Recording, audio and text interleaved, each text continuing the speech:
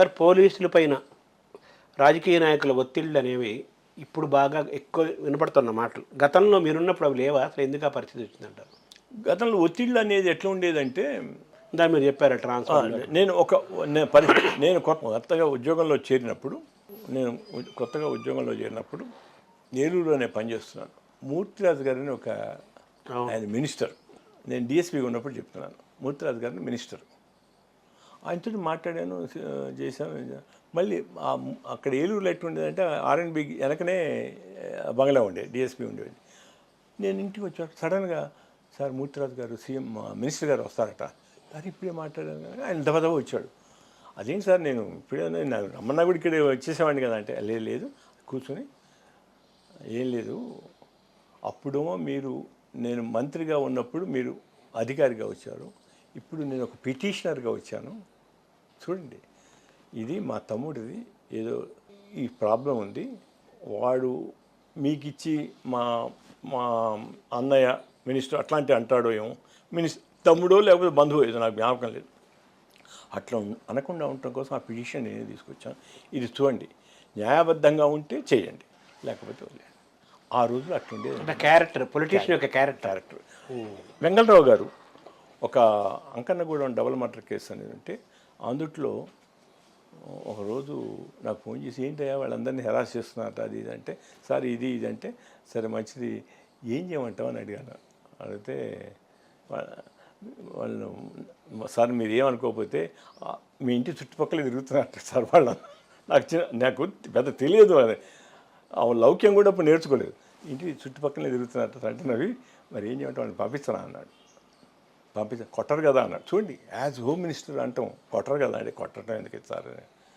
వాళ్ళు ఫలానా రోజున వస్తాను, నాకు గురువారం, నాకు జ్ఞాపకం 68 మంది అండి, 68 మంది ఆ రోజున కోర్టుకు పంపించాను, చేశాను.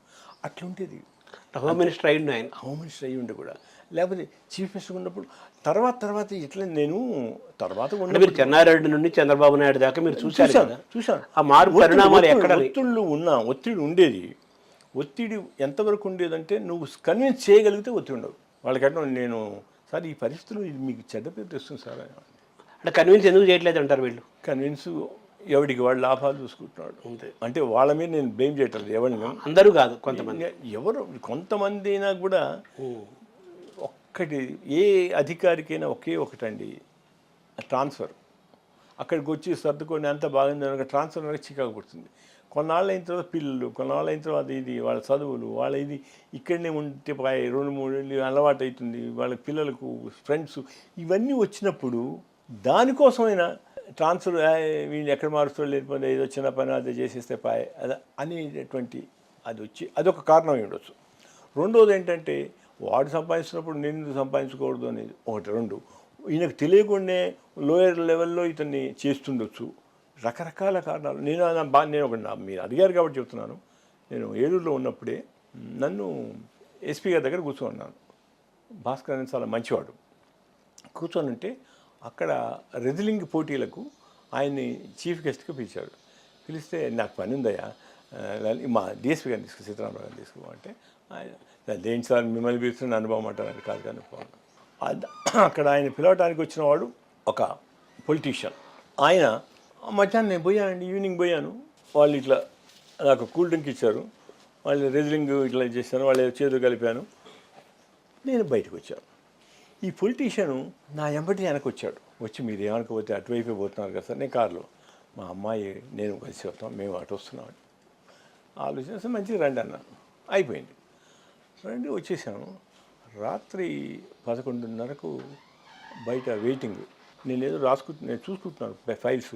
సార్ మీకోసం ఎవరు వచ్చారట, రెజ్లింగ్ ఇన్ఛార్జ్ అట సార్, ఆ రెజ్లింగ్ చేసేవాడు వచ్చాడు. అతను ఏంటంటే రెగ్యులర్లో వాడు అతను ఆర్గనైజ్ చేసింది. కూర్చోండి, ఏంటి బాబు ఏంటి మధ్యాహ్నం, మీరు ఏమనుకోకపోతే ఒకటి చెప్తాను సార్, మీకు అధికారిగా చాలా మంచి పేరుంది సార్, ఆనెస్ట్ అని పేరుంది సార్, ఇవాళ పలానా వ్యక్తి దీన్ని ఆర్గనైజ్ చేశాడు సార్, మొదట ఎస్పీ గారు వస్తామన్నారు సార్ అని అంటే, ఆయన కాదు డిఎస్పీ గారిని తెస్తున్నా అన్నాడు. మీరు వచ్చారు, వచ్చిన తర్వాత దబదబా కార్ దగ్గరికి వచ్చాడు, మీతోటి ఏదో మాట్లాడాడు, లోపలికి వచ్చారు. ఆయన అర్జెంటుగా 1500 రూపాయలు తీసుకురామంటున్నాడు అన్నాడు.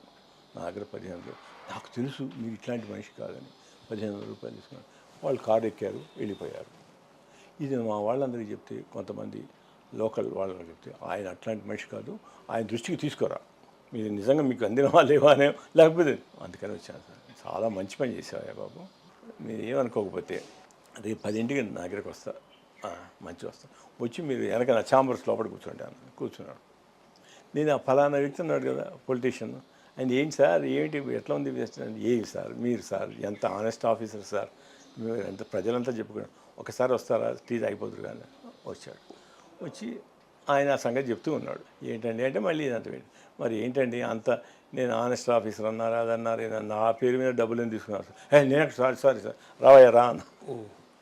చూడగానే హార్ట్ అటాక్ వచ్చినట్టు పడిపోయాడు, లేనిపోయింది మళ్ళీ గొడవని అంతే కదండి, రెడ్ హ్యాండెడ్గా మళ్ళీ కట్టుకొని మళ్ళీ సర్లే ఏం చిన్న చేసి అట్లాంటి పనులు చేయకండి, చేస్తే ఈసారి ఫస్ట్ వార్నింగ్ ఇస్తుంది, ఎన్ని చేస్తున్నారు ఇట్లాంటి. అతను చెప్పకూడదు కానీ మంచి పొజిషన్లో ఉన్నాడు. ఇది ఒక ఇట్లాంటి వాళ్ళు ఉంటారు. ఇంకొక రకంగా మా దగ్గర నుంచి సహాయం పొందిన వాళ్ళు కూడా మాకు సహాయం చేస్తారు. ఎట్లా సహాయం చేస్తారంటే, ఒక చోట సడన్గా నాకు ఫోన్ కాల్ వచ్చింది రాత్రిపూట, మీరు చూడండి సార్ ఆ లాడ్జ్లో అక్కడ పోయి చూడండి. లాడ్జ్లో పోయి నేను చూద్దాను కదా, నేను జనరల్గా ఒకడినే పోయేవాడిని జీప్ వేసుకొని, అప్పుడు కొత్తగా ఉద్యోగం చేయను హడావుడికి పోవటం చూద్దాను కదా. Very big politician of the district ఆజ్పల్లి ఒక అమ్మాయితో ఉన్నాడు. అతను నా కాళ్ళు పట్టుకున్నది పనిచేశాడు. చేసి సార్ మీరు ఏమనుకోవద్దు, నా భార్య చచ్చిపోయింది, ఇదండి నిజంగా మాట్లాడితే నేరం కాదు, సరే నేను అదేం చెప్పక సర్లేండి అని వదిలిపెట్టాను. అతను మా ఎస్పీకి చాలా క్లోజ్ ఫ్రెండ్.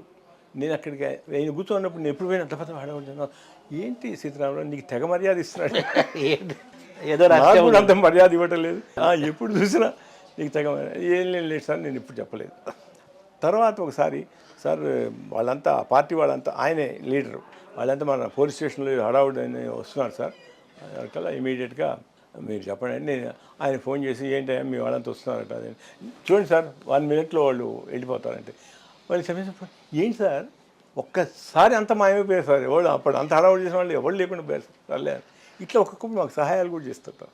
మనం ఏంటంటే జాగ్రత్తగా నేరం కాని విషయంలో సహాయం చేయటం అనేది జరిగితే వాళ్ళ సహాయం కూడా మనం తీసుకోవచ్చు. అంటే ఈ వ్యవస్థలో రాజకీయ నాయకుల ఒత్తిళ్ళు అనేది ఉంటాయి, అది మనం అధికారి అనేవాళ్ళు వ్యక్తిని బట్టి అల్టిమేట్ దీనికి ఆన్సర్ ఏంటంటే ఆ అధికారిని బట్టి ఉంటుందండి. అధికారి ప్రలోభాలకు లొంగకూడదు అనుకుంటే, నాకున్న ఉద్యోగం ఎక్కడికి పోయినప్పటికీ అదే ఉంటాయి, ఆ సౌకర్యం ఉంటుంది, ఆ శాలరీ ఇస్తారనుకున్నప్పుడు దేనికి మనం చెప్పి ఏమి చేసేవాళ్ళు లేడు. అట్లాంటి అధికారులు ఉన్నారు.